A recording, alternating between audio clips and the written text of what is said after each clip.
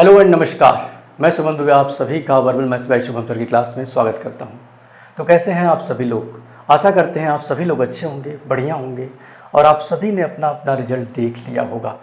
RRB CBT 1 का result आ चुका है और रिजल्ट देखने के बाद थोड़ा सा रिजल्ट शॉकिंग रहा, क्योंकि रिजल्ट में कट ऑफ देखा जाए तो बहुत ज़्यादा हाई कट ऑफ गया है और ऐसा ही कट ऑफ एक्सपेक्टेड भी था, क्योंकि वैकेंसी बहुत ही ज़्यादा कम थी और कंपटीशन देखा जाए तो बहुत ज़्यादा हाई है।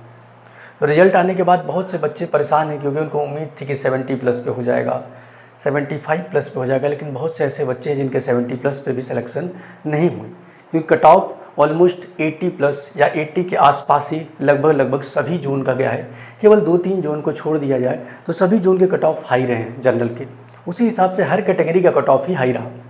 तो एक बार आज के वीडियो में देखेंगे कि कौन से जोन का कट ऑफ हाई रहा और कौन से जोन का कट ऑफ कम रहा।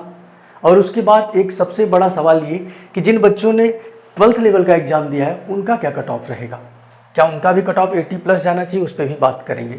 सबसे पहले आइए बात करते हैं किस जोन का कट ऑफ सबसे ज़्यादा कम गया है ना। तो मैं देखूँ कि जोन वाइज अगर मैं देखूँ तो सबसे कम कट ऑफ अभी तक देखने को मिला है मालदा का। मालदा जोन का अगर देखा जाए तो आप देखोगे कि मालदा जोन का कट ऑफ जो है सबसे कम गया है। यहाँ पर अभी तक के जोन्स में देखा जाए तो सबसे जोन में सबसे कम कट ऑफ गया है मालदा जोन का, है ना।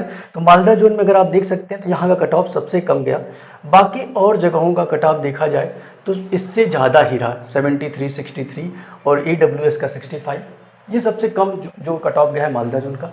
और उसी के बाद और भी अगर मैं बात करूँ बाकी जोन के कट ऑफ, तो देखिए यहाँ पर प्रयागराज का 79 है ना, 79, 73, 56, AWS 77। तो देखा जाए कि SC का कट ऑफ 73 गया है, इसका मतलब कट ऑफ बहुत ज़्यादा हाई है। जनरल का कट ऑफ 79.9, ऑलमोस्ट 80। सेम ऐसे ही कट ऑफ और भी जोन के देखे जाए तो सर सभी जोन के लगभग, पटना जोन का 78.53। तो मैंने कहा सभी जोन के कट ऑफ लगभग ऐसे ही, चाहे वो जो भी जोन रहा हो। केवल मालदा जोन का और उसके बाद सिलीगुड़ी जोन का, 2 जोन का कट ऑफ थोड़ा सा कम रहा। 2 जोन का कट ऑफ जो देखा जाए तो थोड़ा सा कम था। बाकी और सभी जोनों का कट ऑफ बिल्कुल हाई था, है ना। मालदा के बाद सिलीगुड़ी जोन का कट ऑफ आपका सबसे कम था। तो ये तो रही सर ये कट ऑफ कहाँ पे ज़्यादा गया, कहाँ पे कम गया। कोलकाता का भी 77 रहा। तो प्रीवियस ईयर से सबका कट ऑफ अगर देखा जाए तो ज़्यादा ही रहा। अब सबसे बड़ी बात ये है कि ये तो हो गया सर कट ऑफ जिनको आना था, जिनका सिलेक्शन होना था उनका हो गया। और सबसे हाई कट ऑफ गया है चंडीगढ़ का। चंडीगढ़ का कट ऑफ अगर देखा जाए तो चंडीगढ़ का कट ऑफ गया है सर 84.15।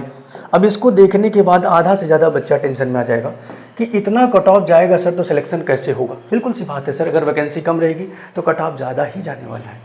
तो ये रहा सबसे हाईएस्ट, अगर कट ऑफ कहीं का गया है तो वो सर चंडीगढ़ का अभी तक मेरे देखने में मिला है ना।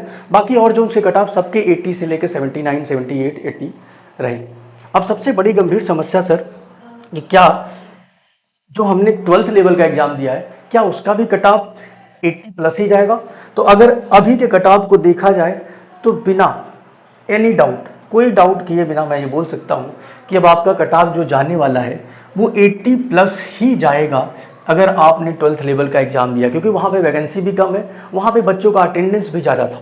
तो इससे तो ज़्यादा ही जाने वाला है वहाँ कट ऑफ। तो आप इसके लिए प्रिपेयर हो जाइए कि आपका कट ऑफ 80 प्लस तो जाने ही वाला है अगर आपने 12th लेवल का एग्ज़ाम दिया है तो, क्योंकि बच्चे सेम थे और एग्ज़ाम भी सेम ही था लगभग, और वहाँ पे वैकेंसी कम है तो ऑब्वियस सी बात है वहाँ पे कट ऑफ हाई होने के चांसेस ज़्यादा है।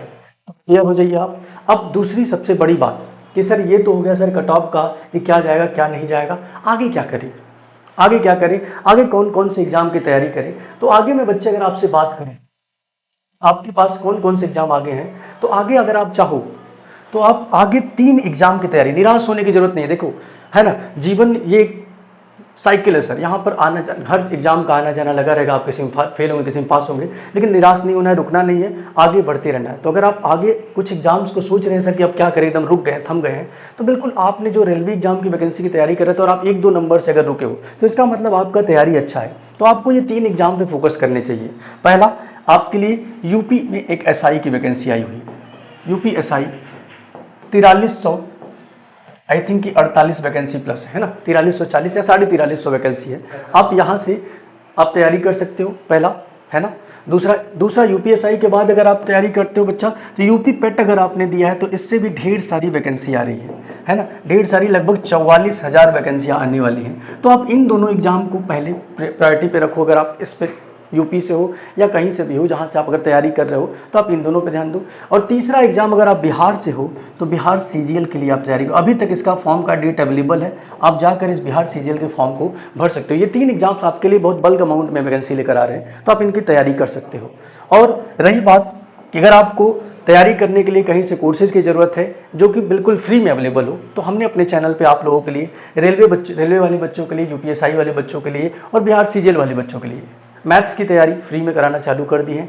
इसके बाद यूपीएसआई के लिए हमने आपके लिए मूल विधि का भी क्लास स्टार्ट करवा दिया है। तो आप मेरे चैनल को सब्सक्राइब कर सकते हो, लाइक जब पढ़ना तब करना, अभी सब्सक्राइब कर लीजिए। और जो भी आपको यूपीएसआई से रिलेटेड या मैथ्स और रीजनिंग की जो भी क्लासेज अवेलेबल होंगी, सब फ्री में वहाँ पे अवेलेबल होंगी। कोई उसके लिए चार्ज नहीं किया जाएगा, कोई उसके लिए आपसे पैसे नहीं मांगे जाएंगे, ठीक है। तो ये रहा आपके लिए आज के कट ऑफ। और कट ऑफ को देखने के बाद फ्यूचर के क्या आपके प्लान्स होने चाहिए, किस एग्जाम्स को आपको टारगेट करना चाहिए, और क्या अब यहीं पे रुक जाना है, क्या रुकना तो है नहीं, आगे बढ़ते रहना है ना।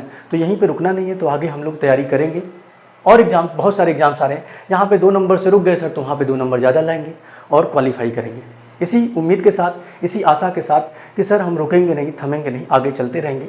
और बहुत सारे एग्जाम्स आने वाले, उनकी तैयारी करते रहेंगे। निराश नहीं होना है, रुकना नहीं है, पढ़ते रहना है, ठीक है। तो आई होप कि आज की वीडियो आपको इन्फॉर्मेटिव लगी हो, अच्छी लगी हो तो लाइक करिएगा, सब्सक्राइब करिएगा और शेयर करिएगा। फिर मिलते हैं अगली क्लास में ऐसे ही कुछ और इन्फॉर्मेटिव वीडियो के साथ। तब तक के लिए अपना ख्याल रखिए, पढ़ते रहिए, मुस्कुराते रहिए, गुनगुनाते रहिए।